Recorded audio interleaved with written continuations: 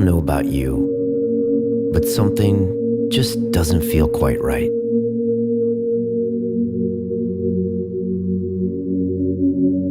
Sometimes I look at the world and wonder, why am I really here?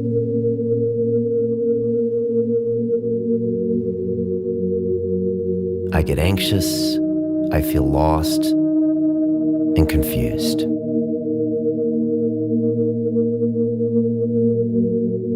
I have more friends than ever, but I don't really feel connected. I have all this information, but I can't find the truth.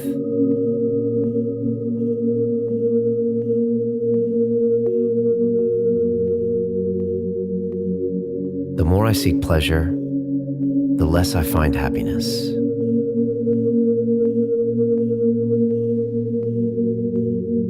I don't remember the last time I played. I don't remember the last time I was scared. I don't remember the last time I felt human. Maybe the answer is right in the mirror. Maybe it is something that I took for granted my whole life. Maybe the answer is inside my own body.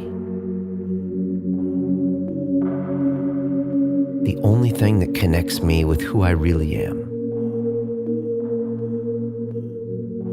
If I can understand that, maybe I can understand myself.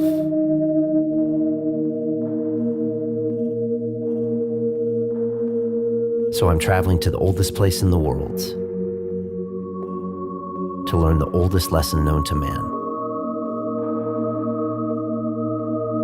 from the only person who can teach me.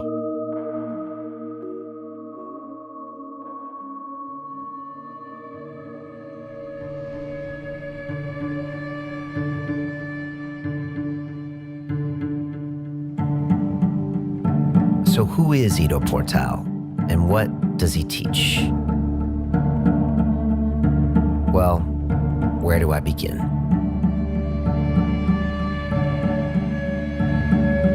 In 2014, a man walked into my studio, carrying all of his possessions on his back. He was a nomad, relentlessly touring the world city by city, teaching his message one person at a time. What I thought would be just another interview, instead, changed everything. Because I began to think of my body in a completely new way. You see, Ido is a man obsessed with human movement, who has spent his entire life in the pursuit of this knowledge. His subject, movement. His mantra, move. Move more, move better, move with more freedom, move with more understanding. Move, move, move. His teachings would attract a new tribe of practitioners with their own unique ideas, values, and character. Ido would call this movement culture. Then in 2015, everything would change when he began training the UFC fighter Conor McGregor. Suddenly, both Ido and his culture were elevated to a global stage, where the world would learn of lizard walks and spinal waves from one of the most well-known fighters on the planet. This was incredible for me to watch in real time. It was like some kind of a strange YouTube dream. Months later, Conor would be crowned the UFC champion, with Ido Portal right by his side. But for me, Ido was always the same person, just a man obsessed with finding the master key of human movement. And yet the more I understood of what Ido taught, the more I became confused. With more answers came more questions. And I soon found myself lost again in this concept that was so simple, yet so complicated. So when Ido invited me to Israel, I jumped at the chance. As a kid from the beaches of California, the Middle East had always fascinated me. A place with so many cultures and countries and languages and traditions. Where people created religion in search of salvation. Looking for answers outside of their own bodies. Like many of you, I had watched the news. I had seen the violence. I had heard the politicians speak. But I wanted to see what it was really like for myself.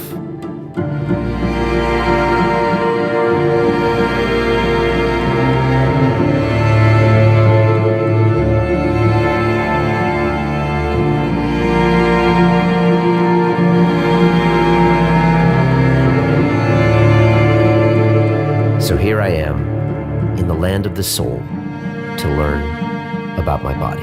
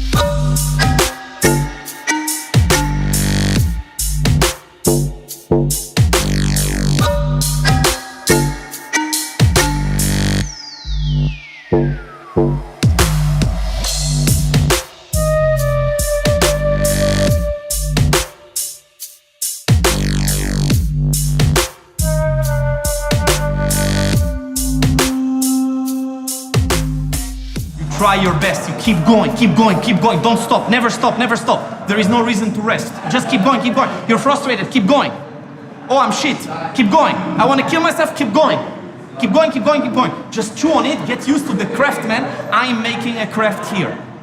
And you know, it's like the first craft that you made in primary school. You brought your mother some fucked up statues and Mama, look what I did. And she said, what a beautiful creation, it's so creative. It's like afterwards your dad throws it in the garbage because he thinks it's some leftover. So here we are just getting used to that.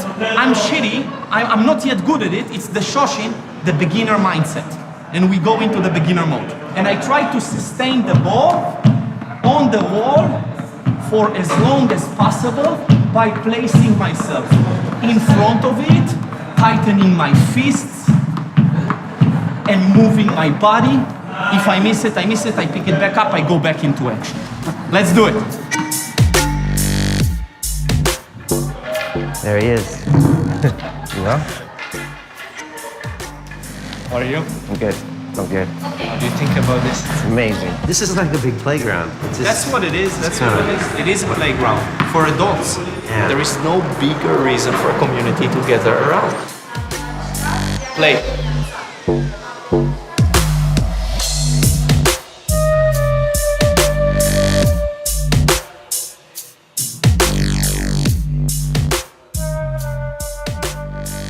I remember the first thing Ido ever told me.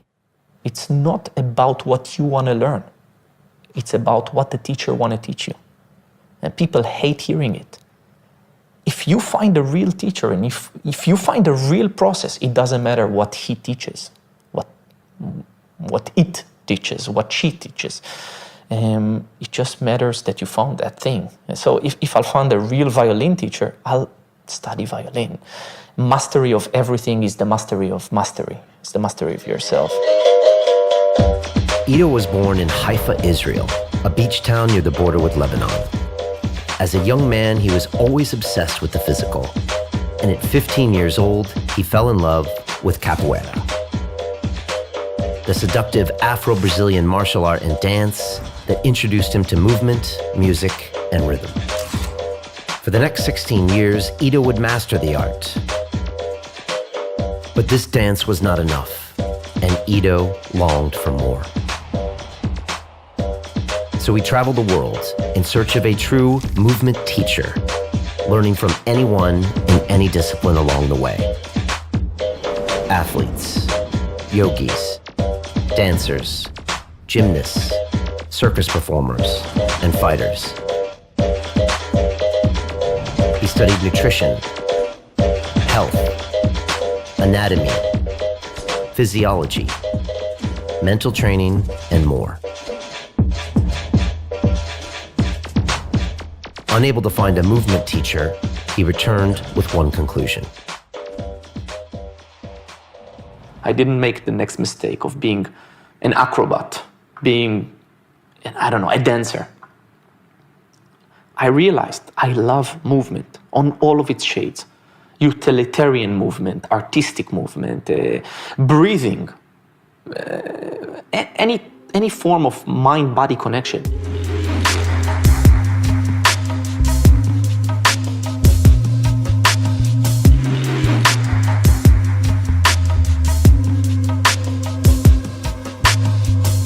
Boom, 1, 2, balance, feel it, place, balance, feel it, down.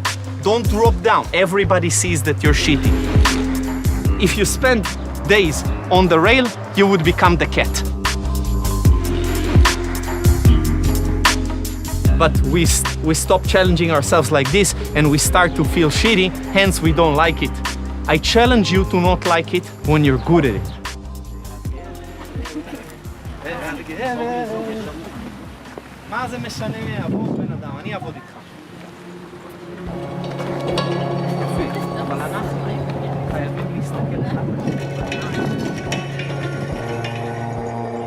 Let's face it, I am not a mover. In middle school, I won the science fair. At university, I got the engineering degree. Now I'm surrounded by proper athletes, all of them 20 years younger than me. And what's with the tennis balls and handrails? When are we going to get to the good stuff?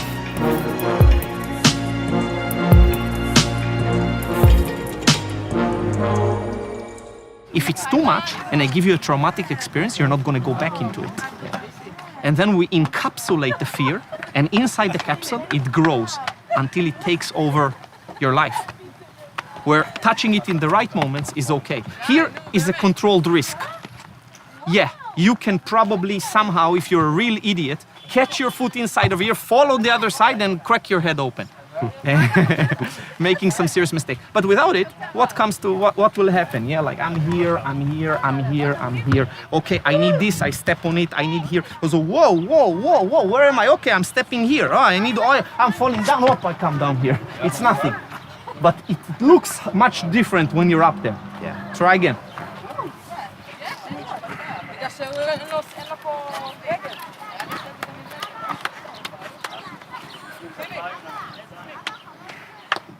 And breathing now.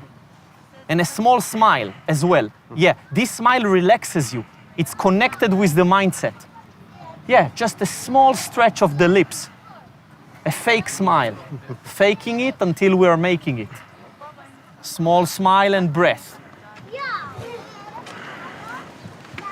Release the leg. Standing on two legs is the hardest thing. Now you can use it for balance. The right leg, it's a huge part of your balance. And now you place it when you're ready. Breathe.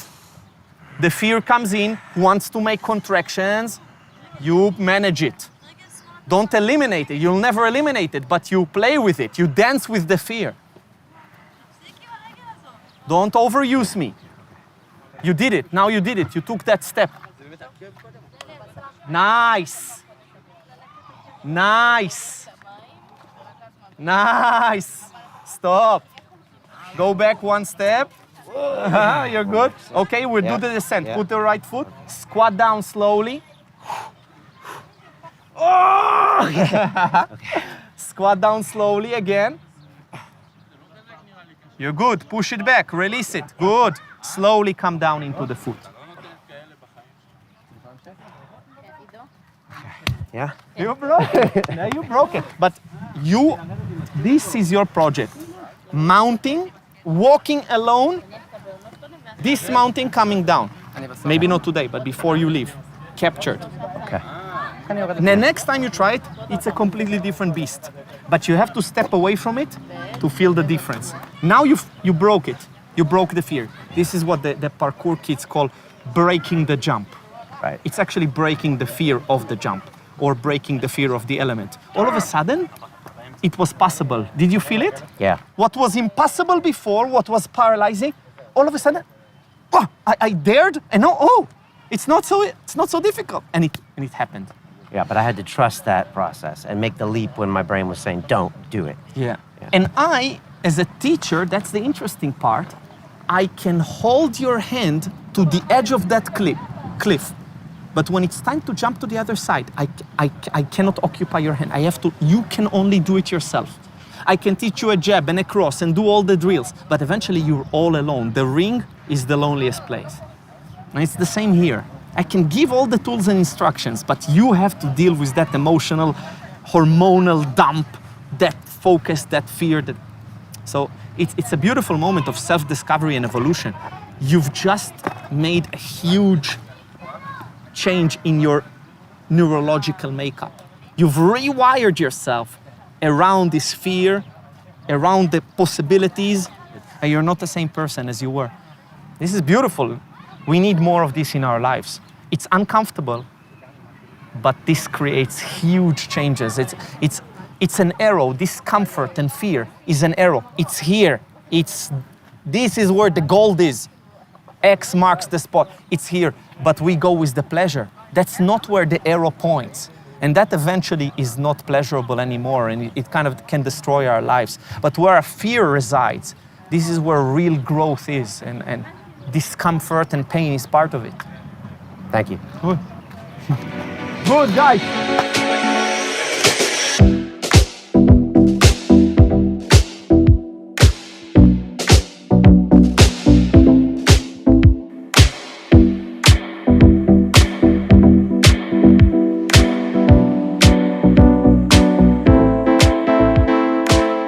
Odelia. I practice movement for a living. I came across Ido's work in capoeira, and I directly recognized there's something different about the approach, about the quality of the work. I had to learn from this person, so I just started to train with him, and then we shifted into other worlds. I had a car accident around 10 years ago. I was just driving the car on my way to Haifa to meet Ido and the guys, and someone ran into the car behind me, and I nearly died. I broke 4 vertebrae in the lower back, L1 to L4. I was lying in the hospital bed, and I was thinking, I wonder where will I be in 5 years from now? Will I be able to walk? Will I be able to do this? And then after a few weeks, this question still, I remember the day that I was lying and thinking about, because I couldn't walk, I couldn't move. And I realized that it doesn't matter. I try to live every day, like, I know it's a bit cheesy, but as if it's my last. But it really is, it really could be.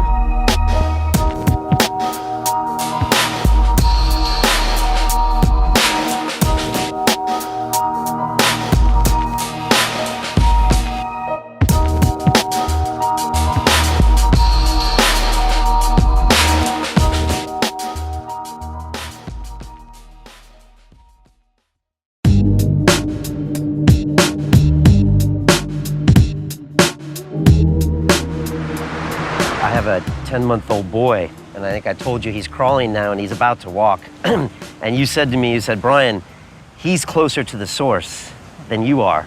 Yeah, he's operating tools that are superior to yours in many ways.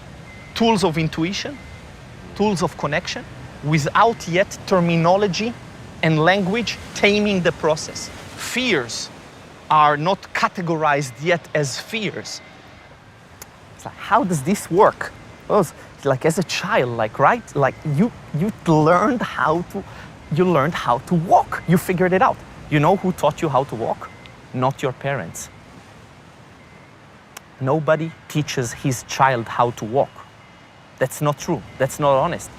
You learned how to walk. It can only be learned and figured out. And that's the beauty of the struggle, yeah? The Sisyphus approach. The struggle pushing that rock up the mountain is enough to fill our hearts. That's the nature of being alive, evolving, increasing awareness, enjoying this reality that nobody fucking knows what it is.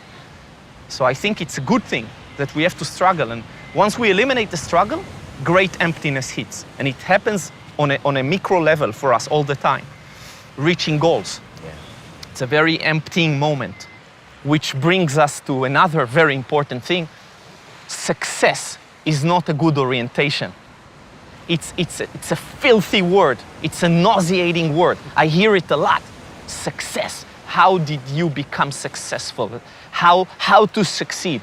That's a wrong orientation. The orientation should be to learn something about this body, this mind, the nature of our awareness through those tools. But it does not mean you don't do them very intensely. So I practice like a madman, but with complete detachment of the result. In the end of the day, it's about being a craftsman and not being the success story. Sit down and do your fucking work.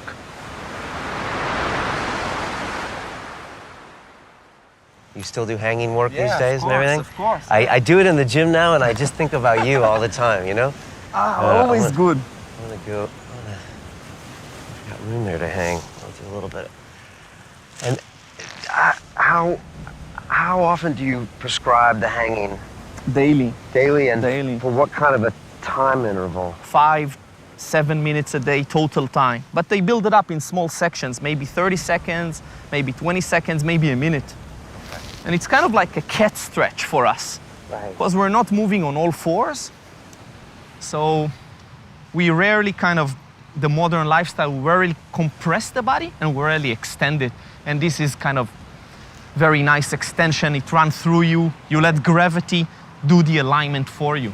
And what better modality to use than gravity? We're living with gravity. We have a constant relationship with it, although many don't realize it. And then the other thing, the compression, is the squat, which we've talked about before.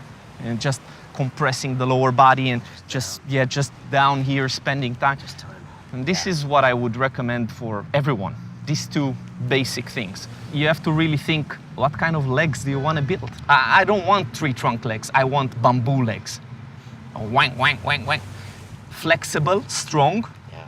If the wind comes, it bends it, but it doesn't break, and it can bounce me out. It's elastic. I do this now in a suit when I'm waiting for my breakfast in London, and people walk by and they just don't understand. I also hang in the subway from the thing, and it freaks the English people out. Yeah, I'm sure. I do it in Germany, and I get some weird looks. Yeah.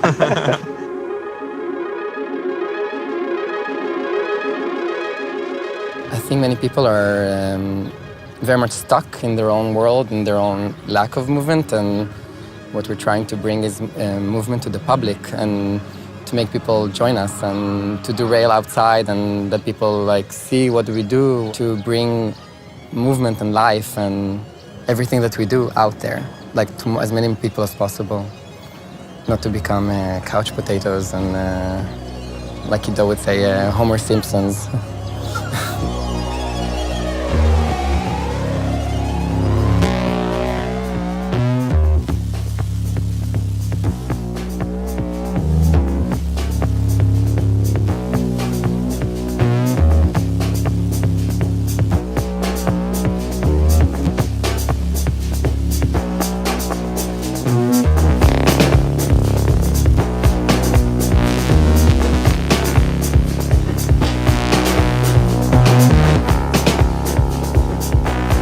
Send it up, send it up, send it up.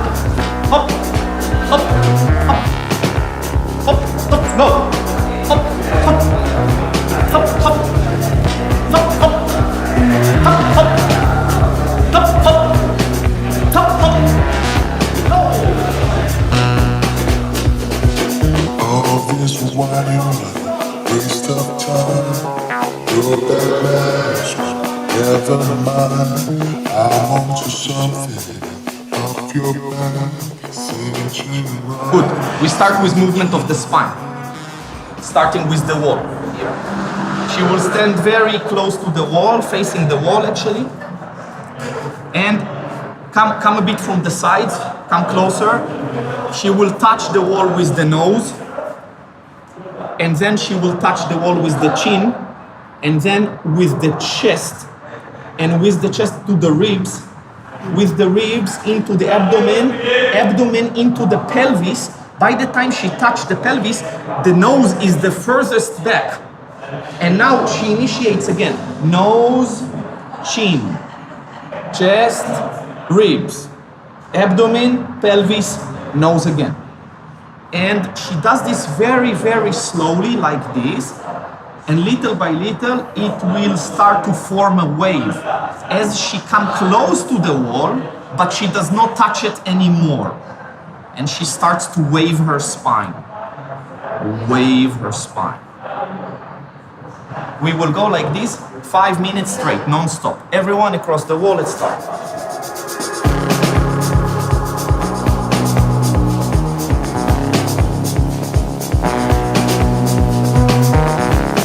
This is about fine motor control, terminology, movement terminology, the control of the body, the articulation, the separation for the sake of integration later on, for the sake of improvisation later on.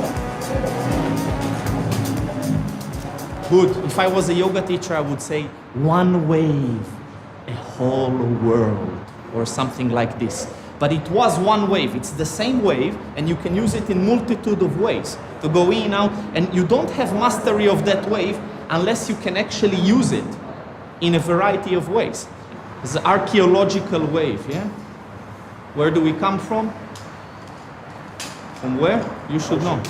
Yeah, from there. The life start there. So evolutionary, our spine is coming from there. We still have that fluidity. We have it. It's a reason. You have it. That's it. It's like people don't respect the fact that they received something. I have a leg, I use it. I have a spine, I use it. Most people don't respect it. So when do they respect it? They hit the wall. You fuck up your spine by sitting, by not moving, by not oscillating. By the time it's fucked up, now you want it back. Life does this to you. Life asks you, do I have something in my eye? You're not going to get it. It's too late. Yeah? And the biggest depression can be resolved with that. A near-death experience. It's enough. It kills all it's the Prozac. You know? A small accident, like a car accident. An appreciation of your spine. Odelia broke her back. It's like, okay, I want that back. I thought I didn't need it. No, I need it.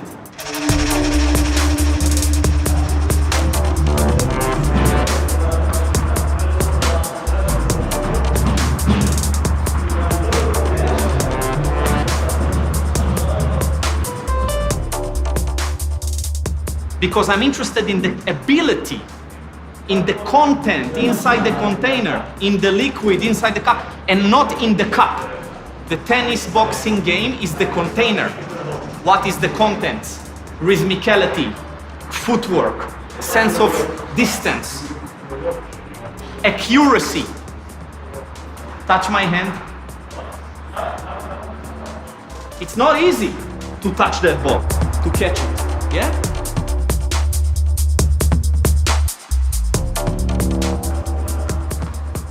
Ido was teaching us to deal with unexpected situations. The randomness of the ball and the unpredictability of our fists force the brain and body to move and react in new ways. Ido once told me, "I don't plan, I react." He was teaching us to embrace chaos, to be anti-fragile, to grow stronger with randomness.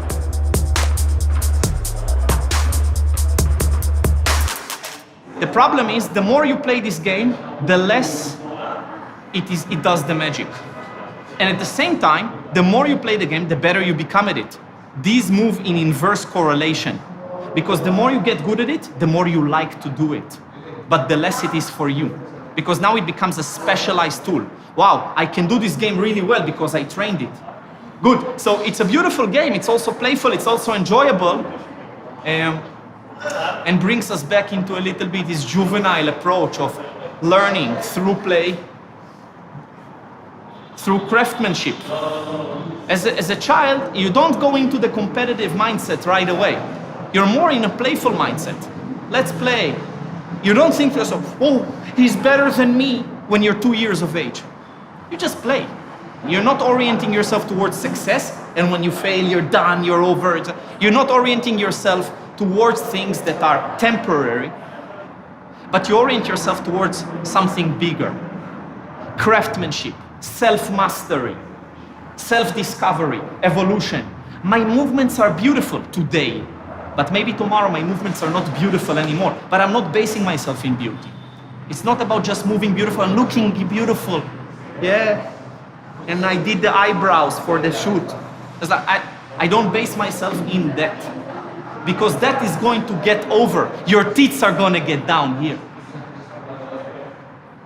The ball sack is decreasing 1 millimeter every year of a male's life. Yeah? Gonna walk with it on the floor a few years, dragging it behind. So we are declining, we are destroying, the body cracks, we get injured, we age. We age now, not tomorrow. We age. We are born into the grave. So let's base ourselves in something else. Let's do the play. Let's discover.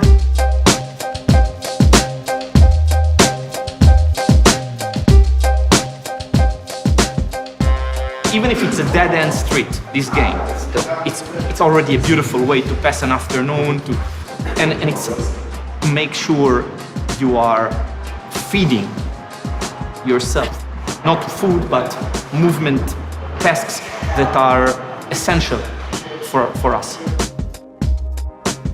And that's not respected. The adults look at it and it's like, he's just playing, he's just being a kid. No. Yeah, he's being human, more human than you. Homo ludens, we are that play man. We must play.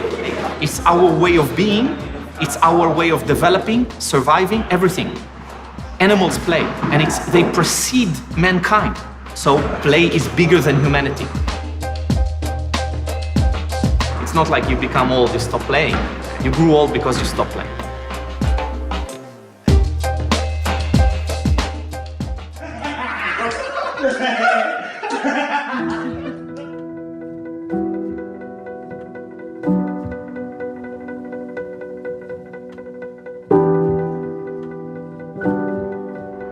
I think that the real disabled people are the people that don't move.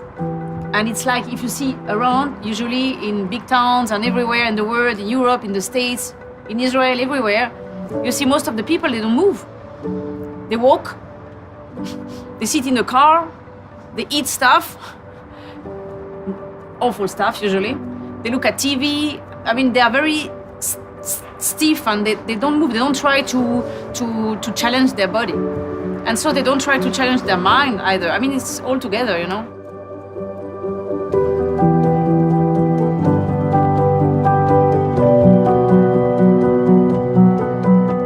I was injured by a train accident in France. It was 32 years ago. I met a lot of people at hospital that couldn't do what I can do. I found myself in front of people that have so big problems, you know, and I felt like, okay, I don't have any problem. Okay, I am sitting in a wheelchair because I have no legs. It's easier for me, but I can be on the floor. I can climb, I can do everything. I'm like a monkey, you know? And then I had the feeling that I have to move for those who can't move. The guy who can't move his arm, I am moving for him my arm, because I think it's like I have a so great privilege, I have to use it. I have to use it. And I don't think everybody has to deal with sport at a high level. I think everybody has to move. Meaning you have a lift and you have stairs, take the stairs. You have I don't know what, you have a car and a bike, take the bike. Not the electric bike, you know, the normal bike, the tiring one. You can run, you can jump, you can dance, just do it.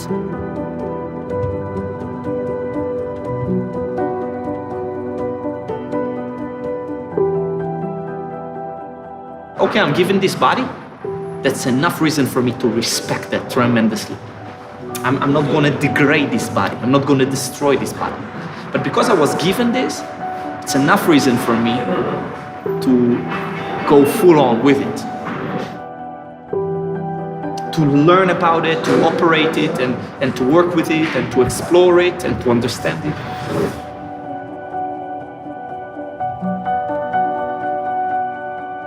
But it's hard work to remind yourself that and to continue to explore that. But if I take your leg, you immediately know, I need my leg back. The body is us, and we kind of know it, but we also fall into all these Descartesian traps, living up here, and by the time we are realizing it, it's too late, and we lived in a suboptimal way. And maybe that doesn't matter, like I said. Maybe ultimately, again, the same end result is the same end result, but somehow, again, like I said, it makes sense right now to go full on with what I receive. So I have this breath, so I use it to communicate with the most passion the idea to you, not just wasting it away. I have this leg, okay, what can I do with this leg? I have this spine, what can I do with it? I have this brain, what can I do with it? And it's a good reason to go for it, and it fulfills you back because of that. I think it gives you so much because of that. It's a hint, it's the right thing. Purely because you can. Because That's enough of a reason. Yeah. It's there. Respect that. Why do you think it's there?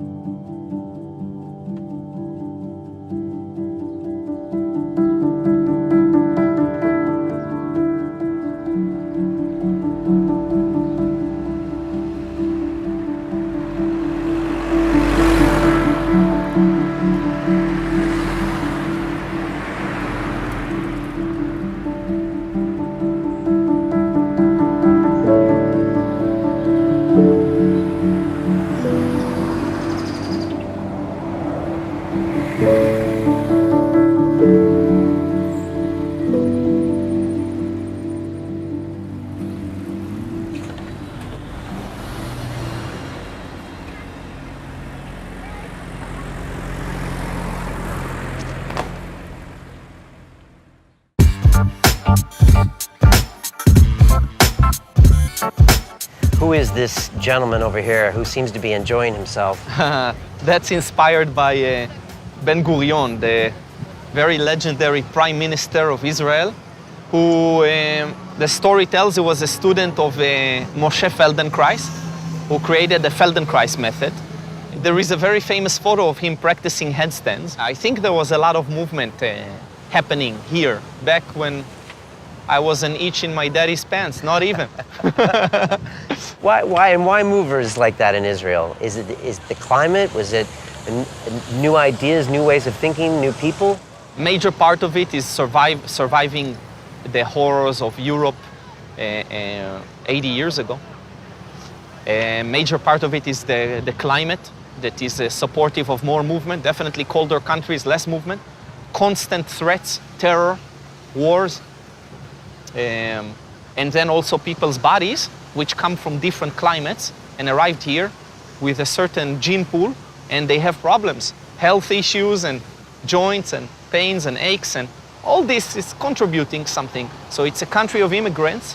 It's a crucible of cultures.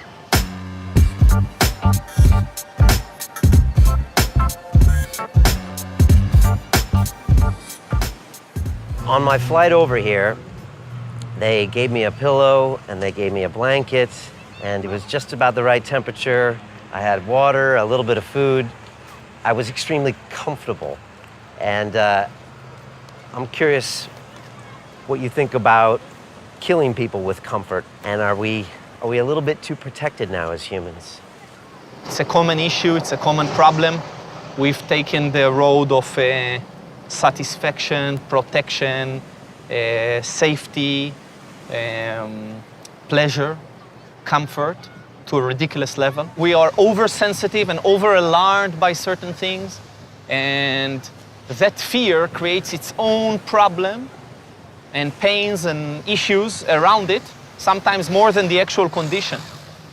Fear is an extremely powerful thing in our lives.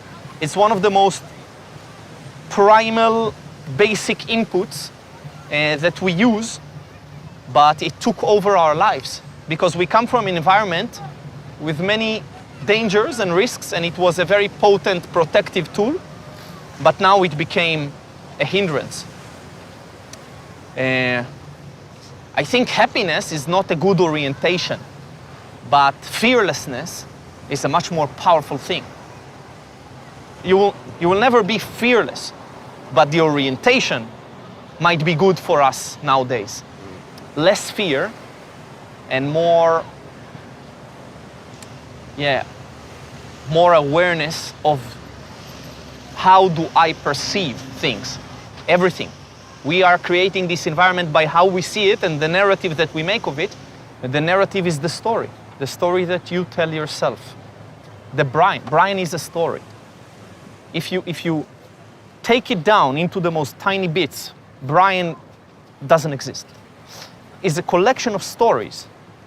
Hence, what really happened to you is not as powerful as what you tell yourself happened to you.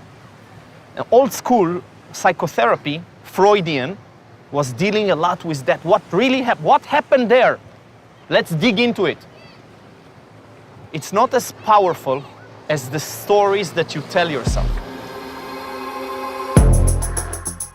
We are the sum of the stories we tell ourselves. What story had I been telling myself?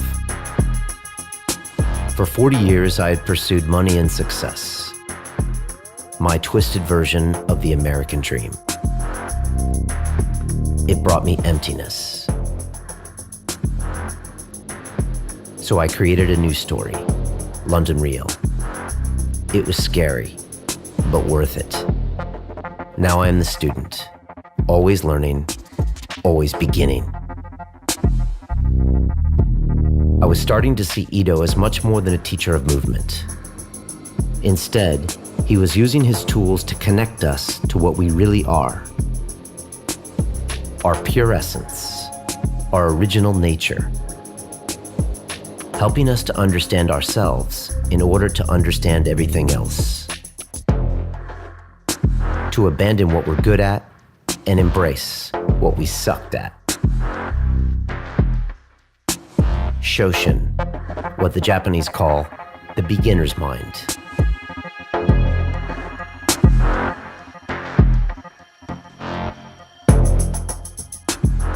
Doing this, it was considered the weirdo. Now it's a whole culture doing it. And I'm so happy to see here people coming in, playing with a ball, on the wall. It's like, why? Because now it's a fashionable way of training, of being, of moving. Yeah. You've done the same with London Real. All of a sudden it's like, to record some conversations and publish them by yourself. It's cool. It's opportunity. So we took the system to break the system, kind of using what's there. Yeah, give people what they really want, which was told to them that they shouldn't be doing these things, which is play and real conversations. I'm not a serious trainer. You're not a serious journalist. Journalists would make fun of you. And trainers and PhD physiology experts make fun of me. But it's too powerful. You can't ignore it anymore. And so, they have to respect it eventually.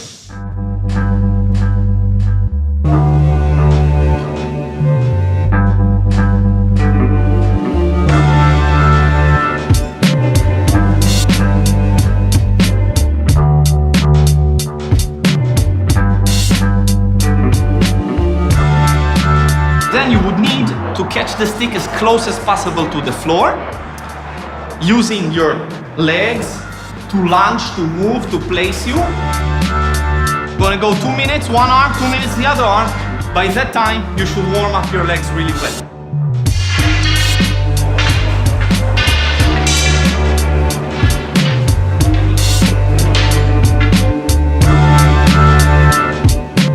I can use squatting and I can use lunging of all kinds, and I warm up my legs in a real way. It's not like you're preparing this way and then you go to a judo match and you're in a perfect way. Life looks weird. Pause a tennis game on YouTube. What do you see? So this is a much more real way to prepare the legs. Because if you do prepare the legs in these perfect positions, you can't move for shit. These are the worst movers on the planet. Fitness people. They are the people who invest the most amount of time into their physical practice and move the poorest. Of course, the couch potatoes are worse. But for the amount of time invested in movement, they are the worst.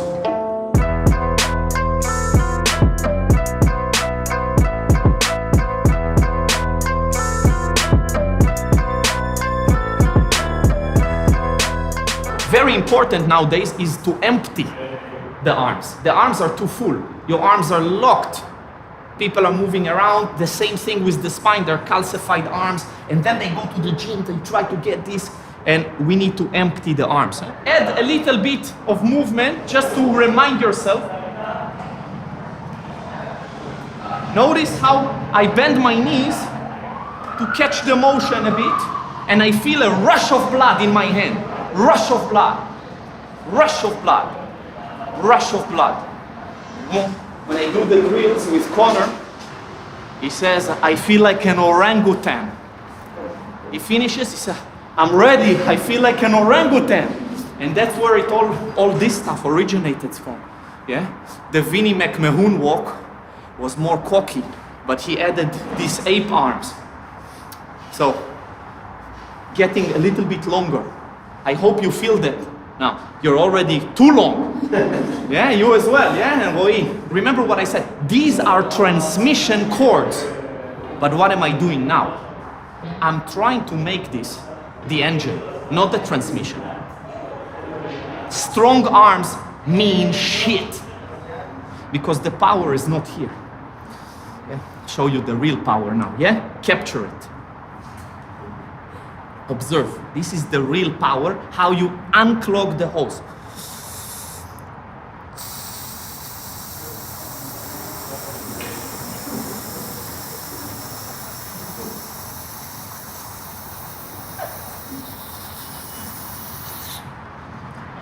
This is nothing. This is not here. It's not here. It's here. Look, turn around. Look at this. This is a sign of power. Look at how the low back, look at the thickness of the low back. It's a lot more in the extremity, the end of the chain and the end of the chain. It's here. That's why we're obsessed with this. Yeah? Boom! It's this. It's that engine. It's that makes the power. But we became focused on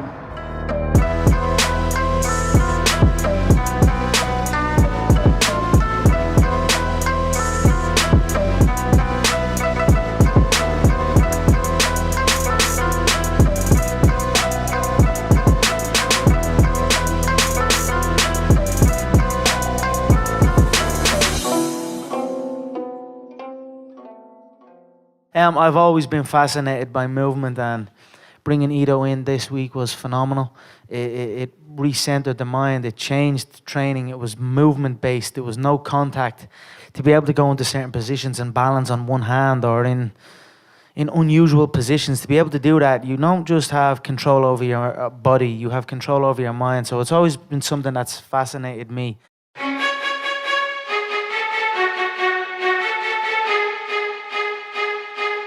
What do most people do when they are the very best in the world at something? They keep doing it. And why wouldn't they?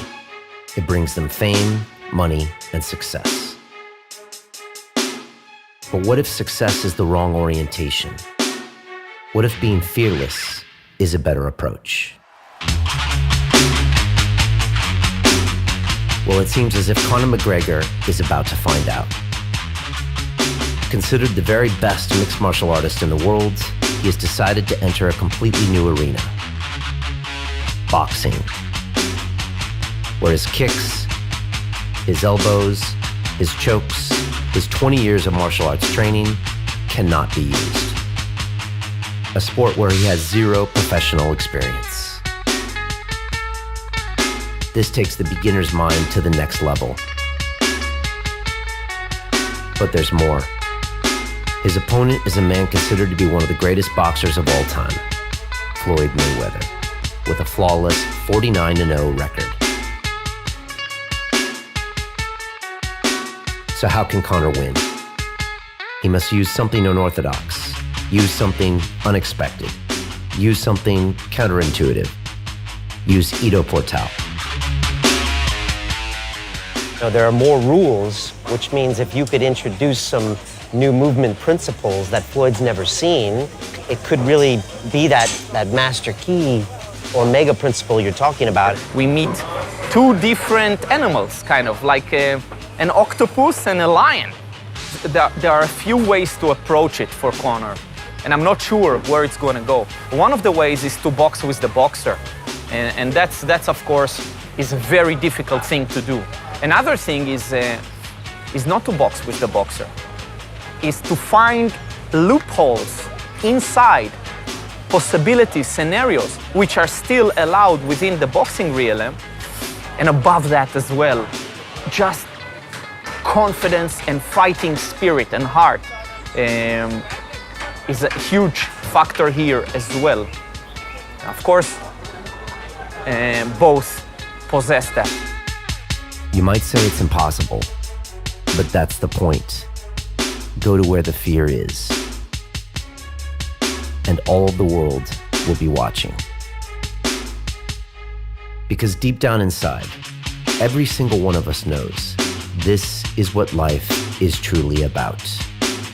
It's the essence of being human.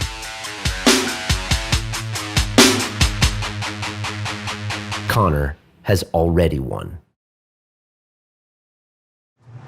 What's the biggest thing you learned about yourself with all of that focus and criticism, and because you're on a different level now and working with people like Conor? Yeah, I learned that I'm not about being loved by everyone, which I once believed. It's like, I'm a good force. I want to do good. I'm a hard worker. I built myself really with those skill sets. I worked so hard at it. So like, why shouldn't it be accepted well by everyone? Everyone, right? And I learned that, no, that's not what I'm about. The bigger the star that you work with, the bigger the tale that is told about you, right? Yeah. As you said to me, if you can't stand the heat, stay out of the kitchen, Out of right? the kitchen. Yeah. Yeah, I said it to myself at a certain point, because I realized, like, oh shit, what did I get into? And then I reminded myself, like, okay, do you want to do it or don't you want to do it? Can you stand the heat or not? Take the criticism, work with hatred, with the haters, like, that's the next level. Okay, what it does to the ego, how you operate with that. You should really not take criticism from general public, from comments, from talkbacks, from critics that never met you, don't know nothing about you. They're not providing criticism from an expert point of view. Their egos are screaming, their own jealousy, their own insecurities, or their just lack of understanding in the subject matter. But if you never met me, you never took a class with me, how do you want to criticize what I'm doing? What do you want to talk about movement? It took me 20 plus years to begin to understand that I don't understand. So what do you understand? You didn't spend a moment trying to understand. You watched some clips, You watched an interview, what did you do? You saw a handstand or a crawl, and then a moment after a play with a ball, and a dance routine, and then a fight exercise and a game. What do you know about it? You don't know nothing about it. You cannot do it as well. So all these hints, don't take the criticism. But don't avoid criticism altogether. Have the people in your life providing you that feedback for growth, for self-development. So if you aren't doing it for some kind of love, then so what did you conclude you're doing it for then? I'm doing it for my own self-discovery. It's being interested. It's discovering. It's growing, and it's passing time in that way. Because all we can do is just pass time. That's all we're doing, right? Like people ask me, why are you doing it? It's a way to pass time. It's a good answer. I once heard it from a martial arts teacher.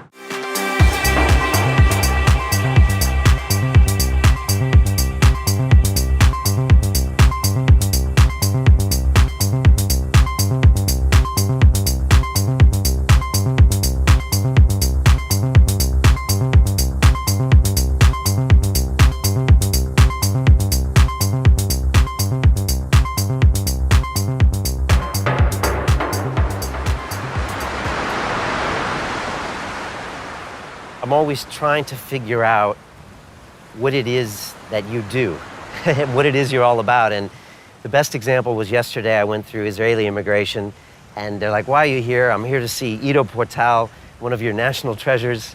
And and I said, what is he? I said, he's a movement. He's not a specialist, not an expert. If I called him a guru, he would be looking for me. And yet, when I pulled my phone out and showed him literally 15 seconds of you on YouTube moving, they got it. Not only did they get it, they were excited, and they wanted to know more about it, and they were pulling the other immigration officers in to look at your video. Why does this happen? It's like all paradigm shifts in a way, I think. It's so simple, it's so, there is the side of people who said like, it was always there. Of course it was always there. We're living in a body. Of course people were always moving. Movement was always there. I don't have any new insights. There is nothing new under the sun. It's just, I spin the perspective. I turn them to look at it from a different perspective, and then it just happens. Bruce Lee said it very well, and he repackaged the philosophy that was known from before. Absorb what is useful, disregard what is useless, and add what is uniquely yours. And tell me about the subsequent development of movement culture, as we know Ido Portal's movement culture. Yeah, it's just, you can't do it alone. You have to move inside a culture. You need a culture to move in, which is you will start to feel it if you don't feel it already very soon, just because you're already now practicing in a more open way, but you kind of have to find locations and friends to play with and teachers. But then imagine you have a culture to move in. Imagine you have a community you meet regularly, and it supports that, and you do it together. We are social beings, and movement, it cannot be separated from the structure that occupies it and the cultural context around it. So for me, that was obvious. We need a tribe.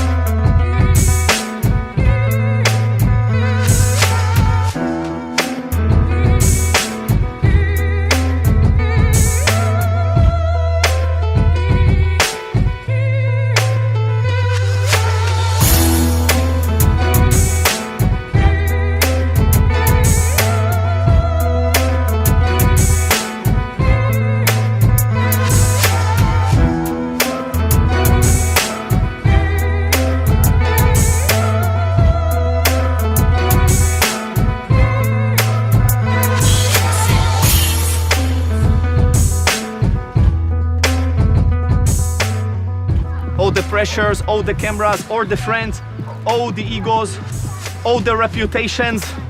Oh, what's next?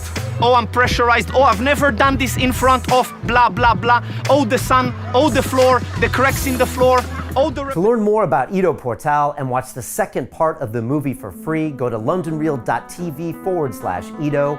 And for a limited time only, we have 5 hours of extra bonus footage, including more training techniques from the studio in Tel Aviv, my entire beach conversation with Ido, where we spoke about capoeira, growing up in Israel, and the influence his mother had on his life, and the market conversation in full, where he talked more about Conor McGregor and his fighting style. In addition to this, we also have the Q&A conversation after the movie premiere in London, perhaps one of my greatest conversations with Ido ever, where he went further into the upcoming fight, his training philosophy, and his future. All of this is available for free on londonreal.tv/Ido. Join the community, and I will see you there on the inside.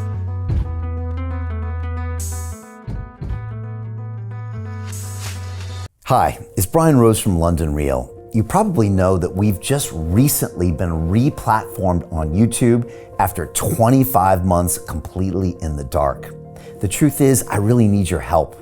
What I really need you to do is click on that subscribe button right now, like this video, and maybe even leave a comment or share the link with friends. We're really fighting against an algorithm that's tried to keep us quiet for so long. And the more subscribers we have, the more people watch our content, the better guests we can bring you, the better content, and we can continue transforming lives. We've been doing this for 14 years now.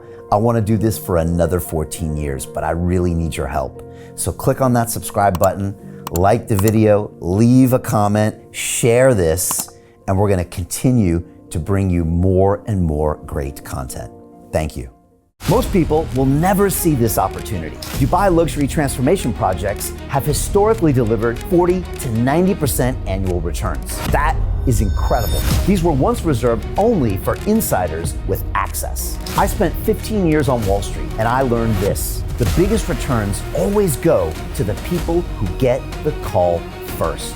Now, you finally can. We've just received a brand new project with major upside potential. Allocations move fast. Click the link, apply now, and speak to my team. This is your chance to see what others never will.